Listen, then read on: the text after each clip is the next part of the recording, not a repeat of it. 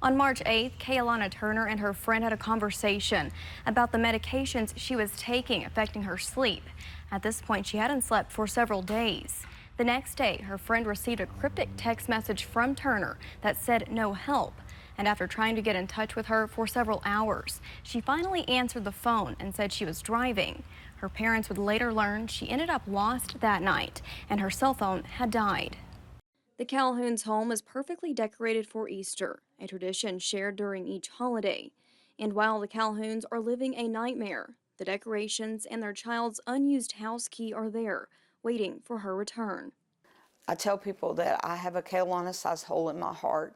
On March 9th, just hours before Kay-Alana Turner was last seen, her friend Brittany saw a disturbing video of Turner on her Ring doorbell footage. Kay-Alana and Brittany are close, so what she saw only added to her worry about Turner's mental state.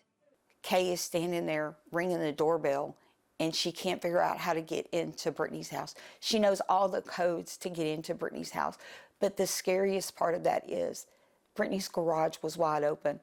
Brittany was finally able to get in touch with Turner around 8:30 that night.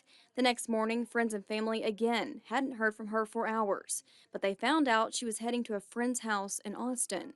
He told Brittany, I talked to her last night about 11. She said she was coming to my house and that her phone was at 3% and she's in Hockley, Texas.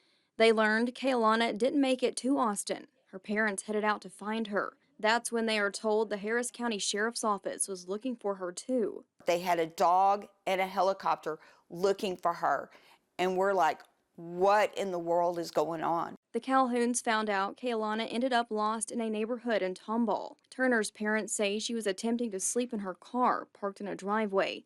Neighbors became concerned and got involved and called the sheriff's office. She doesn't know who these people are. They're flashing pictures. There was more than just one picture taken. And from what we understand, there was a lot of yelling at her. Harris County Sheriff's Office attempted to make contact with Turner, and neighbors told Turner's family deputies tried to break a car window.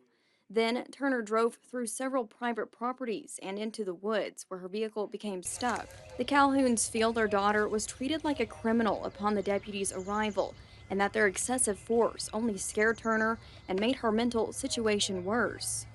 The video of the police officer coming up to her car with the gun pulled out, you know, the car is bogged down, but Kay's already gone at that point. And did they start searching for her then? They didn't. Turner's encounter with the deputies was the last time she's been seen. Footprints were found on the other side of a nearby creek, but despite countless searches, there have been no other sightings or credible leads into her disappearance.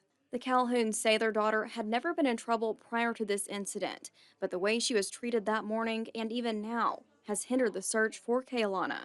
I will search for Kay-Alana until we find her, or I will search for Kay-Alana until I die.